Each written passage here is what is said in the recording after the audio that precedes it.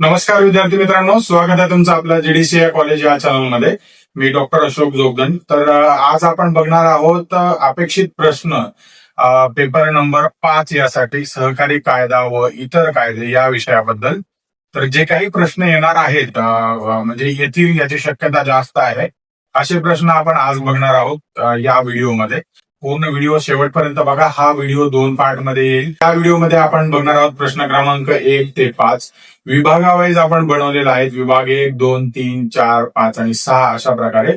तर पहिल्या 1 ते 5 यामध्ये आपण या व्हिडिओमध्ये पाहणार आहोत. पार्ट 1 म्हणजे भाग पहिला, आणि भाग दुसरा जो आहे त्यामध्ये बाकीचे उर्वरित 6 प्रश्न किंवा 5 प्रश्न येतील. तर तोही व्हिडिओ बघा. तर चला तर मग सुरू करूया. ध्येय नवीन समोर दिसतंय, बँकिंगचं स्वप्न पूर्ण होणार. जीडीसीए ची साथ जिंकायची ही वाट, यशाची गॅरंटी आता सुरुवात. जीडीसीए कॉलेज हो भविष्य उज्ज्वल, जीडीसीए कॉलेज मिळणार यश. सहकार आणि बँकिंग करिअर घडवा खास. जीडीसीए कॉलेज देते यशाचा विश्वास. जीडीसीए पेपर नंबर 5 सहकारी कायदा व इतर कायदे. वारंवार विचारले जाणारे प्रश्न म्हणजेच एक्सपेक्टेड प्रश्न जे आहेत मे 2026च्या परीक्षेत विचारले जाणारे, त्याबद्दल हा पूर्ण व्हिडिओ आहे. पूर्ण व्हिडिओ संपूर्ण बघा. 2 पार्टमध्ये व्हिडिओ आहे. तर याचं विश्लेषण आपण 8 वर्षाच्या प्रश्नांवर जे काही प्रश्न आहेत त्याच्यावरती आधारित विश्लेषण केलेलं आहे.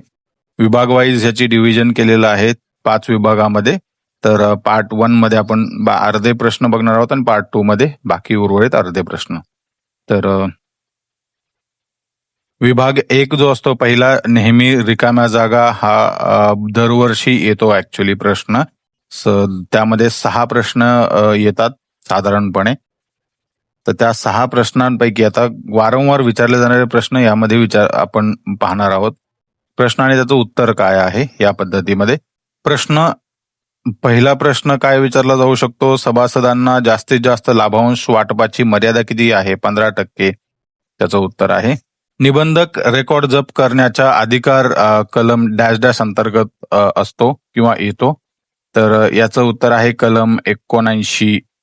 याचं उत्तर आहे कलम 89 राखीव निधी कुठल्या कलमांतर्गत होतो?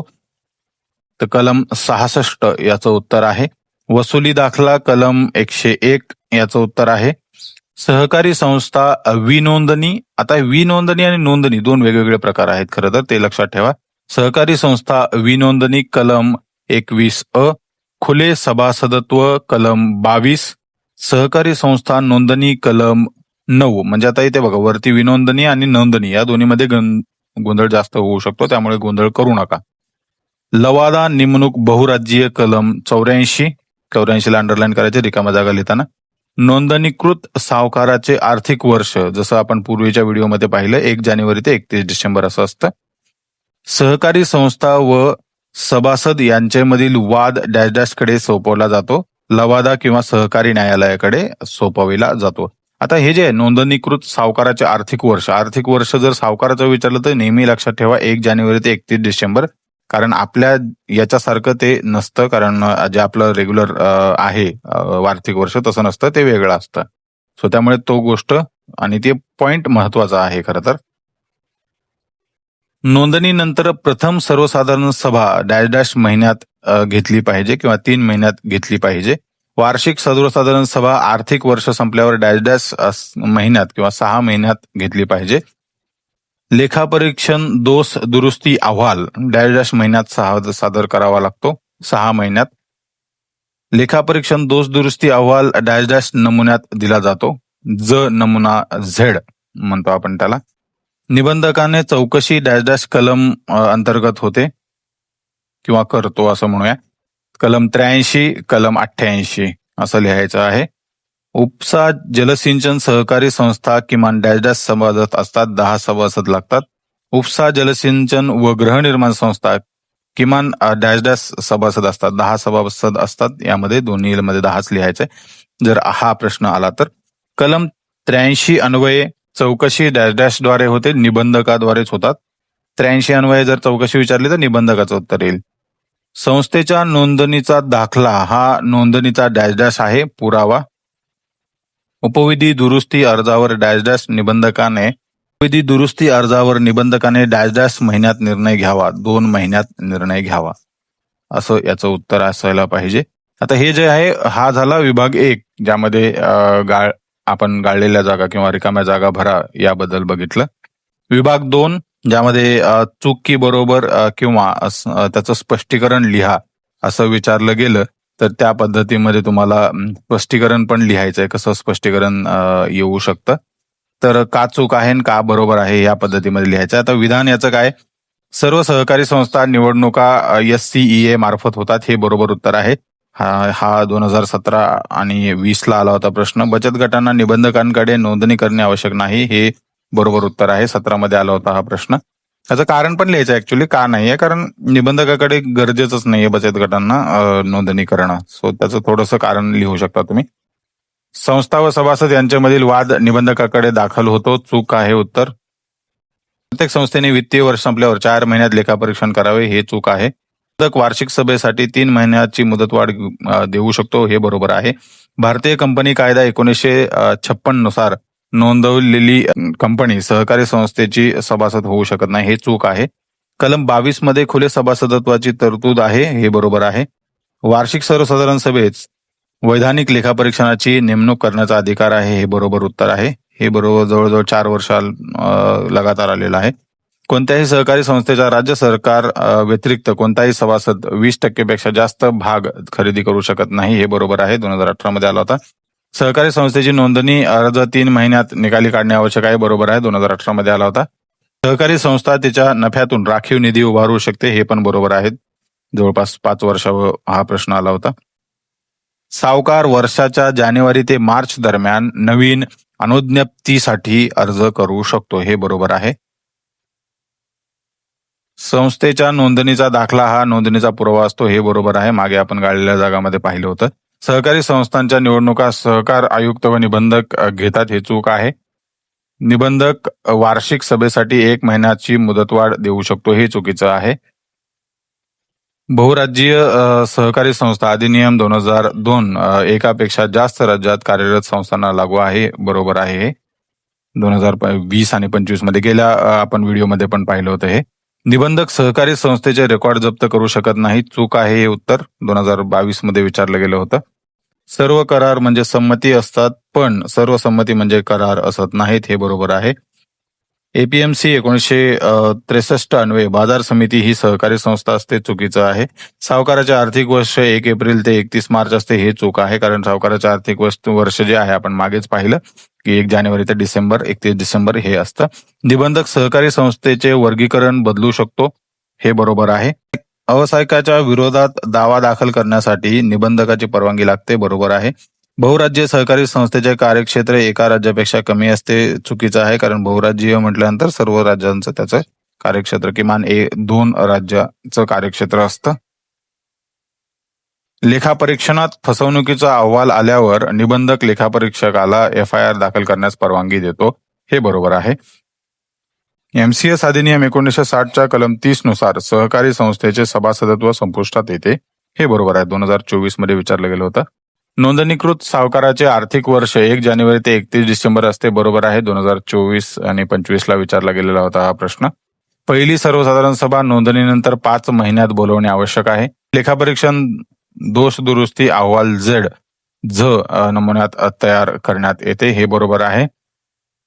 2025 मध्ये गेल्या वर्षी विचारला गेला होता हा प्रश्न. सहकारी संस्थेचे आर्थिक वर्ष 1 मे ते 30 एप्रिल असते, हे चुकीचं आहे. सहकारी संस्थेचे आर्थिक वर्ष 1 एप्रिल ते 31 मार्च असं असतं. सो त्या कारणामुळे हे चुकीचं आहे. सो हे कारण सुद्धा लिहू शकता. हे 2025 मध्ये विचारला गेला होता प्रश्न. त्यानंतर विभाग 3 जे आहे आदर्श उत्तरामध्ये, आता याच्यामध्ये कसं लॉंग उत्तरे लिहायचे आहेत आपल्याला, किमान 150 वर्ड्स मध्ये, 200 वर्ड्स मध्ये. सो जसा प्रश्न विचारला त्या पद्धतीमध्ये आपल्याला लिहिणं गरजेचं आहे. आता हा जो प्रश्न आहे हा 8 वर्ष विचारला गेला होता कंटिन्युअस, म्हणजे आतापर्यंत सारखाच विचारला गेलेला प्रश्न आहे. तर राखीव निधी कलम 66 याबद्दल विचारलं गेलेलं आहे. तर याबद्दल जर टिपा जरी विचारलं किंवा थोडक्यात उत्तरे लिहा किंवा मोठ्या जे दीर्घोत्तरी उत्तर आहेत ते जरी विचारलं तरी तुम्ही व्यवस्थित लिहा, जसं मी सांगितलं प्रस्तावना, व्याख्या वगैरे, आणि त्याचा हेडिंग्स सब हेडिंग्स प्रॉपर लिहिणं गरजेचं आहे. व्याख्या काय असू शकते राखीव निधीची? राखीव निधी म्हणजे सहकारी संस्थेने दरवर्षी आपल्या निव्वळ नफ्यातून एका विशिष्ट निधीमध्ये जमा केलेली रक्कम होय. महाराष्ट्र सहकारी संस्था अधिनियम 1960च्या कलम 66 अन्वये राखीव निधी निर्माण करणे हे बंधनकारक आहे. कायदेशीर तरतूद काय आहे राखीव निधीसाठी? कायदेशीर तरतूद कलम 66 महाराष्ट्र सहकारी संस्था अधिनियम कायदा 1960. प्रत्येक नोंदणीकृत सहकारी संस्थेने दरवर्षी निव्वळ नफ्यातून ठराविक रक्कम राखीव निधीमध्ये जमा करावी. राखीव निधी सरकारी रोखे किंवा निबंधकाने मंजूर केलेल्या गुंतवणुकीत ठेवणे बंधनकारक आहे. सहकारी संस्था सभासदांना जास्तीत जास्त 15% दराने लाभांश वाटू शकते. जसं आपण मागे पण ज्या चुकी बरोबर मध्ये आणि गाळलेल्या जागामध्ये पण पाहिलं, हा भाग 15%च असते. राखीव निधी सभासदांमध्ये लाभांश म्हणून वाटता येत नाही. त्यानंतर नेक्स्ट पॉइंट आहे, राखीव निधीचा वापर संस्थेच्या व्यवसायातील तोट्यासाठी वापर केला जातो. आता हे जे आहेत ना, हे शॉर्ट मध्ये केलेलं, तुम्ही थोडंसं उत्तर जे आहे ते थोडं लांबवू शकता. आता इथे काय लिहिलंय मी की संस्थेच्या व्यवसायातील तोट्यासाठी. आता इथे तुम्ही पुढे लिहू शकता की राखीव निधी हा संस्थेच्या व्यवसायातील तोट्यासाठी वापरला जातो. त्यानंतर नेक्स्ट आहे, राखीव निधी संस्थेच्या आर्थिक स्थिरतेसाठी वापरला जातो. राखीव निधी कर्जदाते व ठेवीदारांची साठी सुरक्षा किंवा सुरक्षितता प्रदान करण्यासाठी वापरला जातो. हे तुम्ही तुमच्या पद्धतीने इलॅबरेट करून लिहू शकता. मोठं लिहा, छोटं लिहा, काही अडचण नाही, पण पॉइंट्स महत्वाचे आहेत. सोप्या भाषेत स्पष्टीकरण किंवा निष्कर्ष आपण म्हणूया. राखीव निधी म्हणजे संस्थेचे बचत खाते. जसे आपण आणीबाणीसाठी थोडी बचत करतो म्हणजे इमर्जन्सीसाठी, तशीच संस्थाही दरवर्षी थोडा नफा राखीव ठेवते. ही रक्कम सभासदांना वाटता येत नाही, कारण ती संस्थेच्या आर्थिक सुरक्षिततेसाठी असते किंवा वापरली जाते किंवा इमर्जन्सी आल्यानंतर वापरली जाते. आता परीक्षकाच्या अपेक्षा काय असतात जर असा प्रश्न तुम्हाला विचारला किंवा आला तर? कलम 66 लिहिणे अनिवार्य आहे, त्याला गुण मिळतात. 15% जास्तीत जास्त लाभांश हा सुद्धा लिहिणं गरजेचं आहे. रिकाम्या जागा भरा यामध्ये नेहमी येतो हा प्रश्न. लाभांश म्हणून वाटता येत नाही हे सुद्धा लिहिणं गरजेचं आहे. आणि सरकारी रोख्यात गुंतवणूक याचा सुद्धा उल्लेख करणं गरजेचं आहे. तर हे तुम्ही लक्षात ठेवा. प्रत्येक प्रश्नाच्या नंतर आपण हे त्या परीक्षेत किंवा त्या प्रश्नाची अपेक्षा काय आहे परीक्षकाकडून असं दिलं आहे आणि देणार आहोत प्रत्येक वेळी. नेक्स्ट प्रश्न दुसरा, वार्षिक सर्वसाधारण सभा AGBM नक्की येणार? हा जवळजवळ म्हणजे सर्रास प्रत्येक वर्षी विचारला गेलेला प्रश्न आहे हा. वार्षिक सर्वसाधारण सभा याचा अर्थ काय होऊ शकतो? व्याख्या म्हणू शकतो आपण त्याला किंवा अर्थ. वार्षिक सर्वसाधारण सभा म्हणजे सहकारी संस्थेच्या सर्व सभासदांची दरवर्षी घ्यावयाची अनिवार्य सभा होय. ती संस्थेच्या सर्वोच्च अधिकार असलेली सभा असते. त्यानंतर कायदेशीर तरतूद काय आहे वार्षिक सर्वसाधारण सभाची AGBM ची? यामध्ये वार्षिक सर्वसाधारण सभा आर्थिक वर्ष संपल्यावर 6 महिन्याच्या आत घेणे बंधनकारक आहे. म्हणजे आर्थिक वर्ष म्हणजे कधीच 31 मार्च संपल्यावर, ते म्हणजे आता समजा हा एप्रिल चालू आहे, एप्रिल, मे, जून, जुलै, ऑगस्ट, सप्टेंबर पर्यंत 25 सप्टेंबर पर्यंत घेणं आवश्यक आहे. निबंधक 3 महिन्यापर्यंत मुदतवाढ देऊ शकतो. गणपूर्ती एकूण सभासद संख्येच्या 1/5 किंवा 500 सभासद कमीत असेल ते किमान 5 असणं गरजेचं आहे. सो या पद्धतीमध्ये ही कायदेशीर तरतूद आहे. खरं तर सभासदांवरती ठरतात ह्या गोष्टी. 1/5 या पद्धतीमध्ये. वार्षिक सर्वसाधारण सभेचे अधिकार व कार्य काय आहेत? आता हे अधिकार वेगळे लिहू शकता, कार्य वेगळे लिहू शकता. तुमच्यावरती तुम्ही कशा प्रकारे लिहिताय. 3-3 पॉईंट जरी लिहिले तुम्ही व्यवस्थित आणि पॉईंट्स सब हेडिंग्स आणि हेडिंग्स जर व्यवस्थित झाले तर ते चांगले मार्क्स मिळतील तुम्हाला. संस्थेचा वार्षिक अहवाल व लेखे मंजूर करणे, व्यवस्थापकीय समितीच्या सदस्य निवडणे, त्यानंतर वैधानिक लेखापरीक्षण नेमणे किंवा लेखापरीक्षक जो असतो तो सर्वसाधारण सभेतच निवडला जातो. 5 अधिकाऱ्यांचे मानदंड ठरवणे, पुढील वर्षाचे बजेट मंजूर करणे, समितीच्या कर्जाची मर्यादा ठरवणे, निबंधकाच्या पूर्व परवानगीने उपविधी दुरुस्ती करणे, लाभांश वाटप ठरविणे जास्तीत जास्त 15%, जसं आपण पूर्वीही म्हटलंय, 3 वेळेस हा रिपीट केलेला आहे आपण पॉईंट. लेखापरीक्षण अहवाल व दोष दुरुस्ती अहवाल विचारात घेणे, इतर कोणत्याही विषयावरती निर्णय घेणे हे वार्षिक सर्वसाधारण सभेचे कार्य आणि पद्धत असते ऍक्च्युली. नोटीसची आवश्यकता कधी असते? आता या ज्यावेळेस समजा वार्षिक सर्वसाधारण सभा होते, त्यासाठी नोटीस कधी द्यायला पाहिजे ऍक्च्युली घेण्यासाठी? वार्षिक सर्वसाधारण सभेसाठी सर्व सभासदांना 14 दिवस अगोदर नोटीस द्यावी लागते. साधारणपणे म्हणजे 1-2 हप्ते अगोदर देणं गरजेचं आहे. तेव्हाच म्हणजे सर्व सभासदांना, ठीक आहे, म्हणजे 4-5 लोकांना दिल्यानंतर बाकीच्यांना दिले नाही असं नाही, सर्वांना द्यायला लागतात. आता परीक्षकाच्या अपेक्षा यामध्ये काय असतात? जो एक्झामिनर आहे त्याच्या अपेक्षा काय असतात? जर असा प्रश्न आला तर 10 अधिकार किमान लिहा. प्रत्येक मुद्द्याला गुण असतात, 1 गुण मिळतो किंवा अर्धा गुण तरी कमीत कमी मिळेलच तुम्हाला. 5 मार्क्स तिथे मिळतील. 6 महिने आणि 3 महिने मुदतवाढ आवर्जून लिहिणं गरजेचं आहे. 6 महिने कधी वापरली जाते आणि 3 महिने कधी वापरली जाते हे लिहिणं गरजेचं आहे. वैधानिक लेखापरीक्षण नेमतो HBGM, ज्यामध्ये म्हणजे थोडक्यात काय की सांगायचं की आपण अॅन्युअल जनरल मीटिंगमध्ये वैधानिक जो लेखापरीक्षक असतो तो आपण निवडू शकतो. सो हे चुकी बरोबर नेहमी येतं, पण हे पण लिहिणं गरजेचं आहे. अधिकार यासाठी नेहमी हे अनुक्रमांक किंवा 1, 2, 3, 4, 5 किंवा ABCDE असे पर्याय वापरा किंवा यादी वापरू शकतो, तुमच्यावरती येते. तर तुम्ही तुमच्या भाषेमध्ये लिहू शकता चांगल्या पद्धतीने. तसं असं गरजेचं नाही की ह्याच भाषेमध्ये मी सांगितले त्याच्यात लिहिणं, पण पॉइंट्स हे कव्हर होणं गरजेचं आहे त्या प्रश्नामध्ये.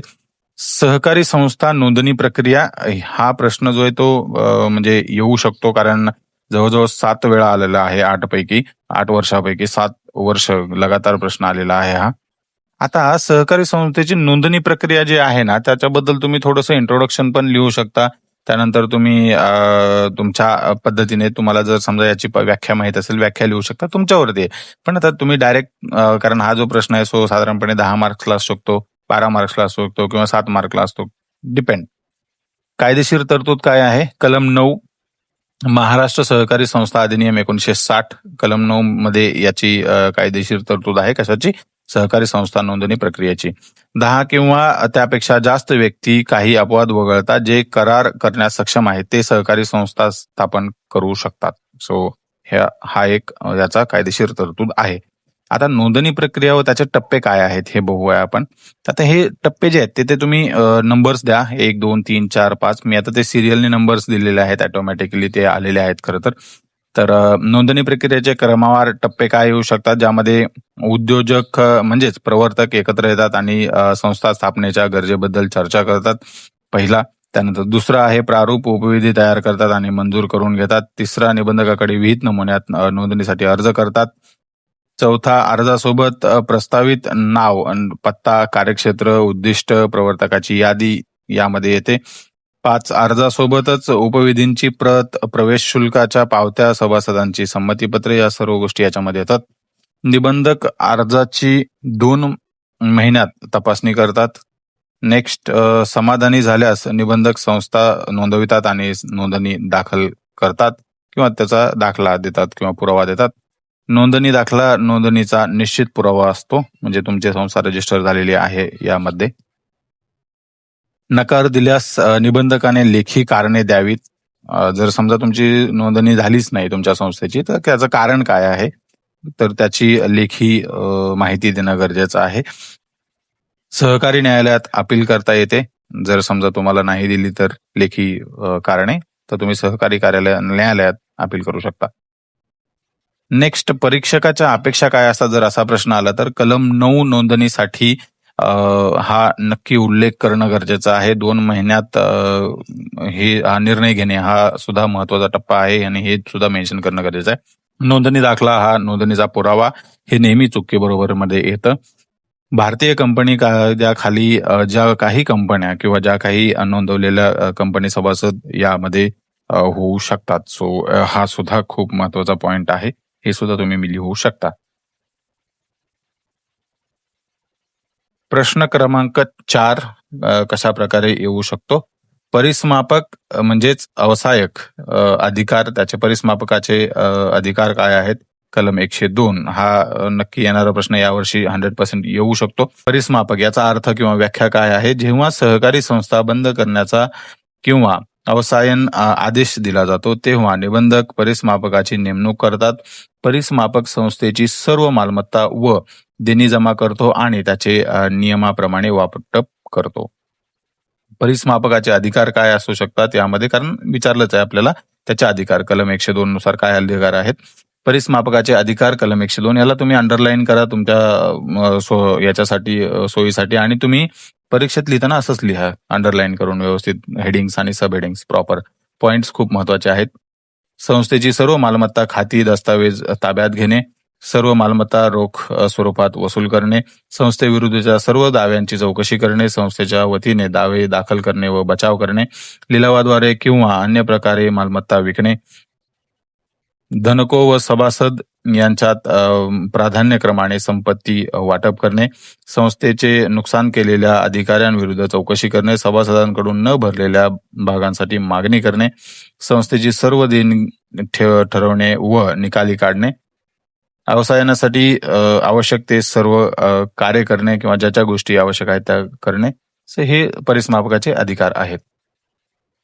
परिसमापकाद्वारे देय रकमांचा प्राधान्यक्रम काय असतो, ज्यामध्ये पहिला आहे सरकारी थकबाकी जर काही असेल ज्यामध्ये टॅक्स वगैरे लावून किंवा कर लावून इतर सर्व गोष्टी त्यामध्ये येतात.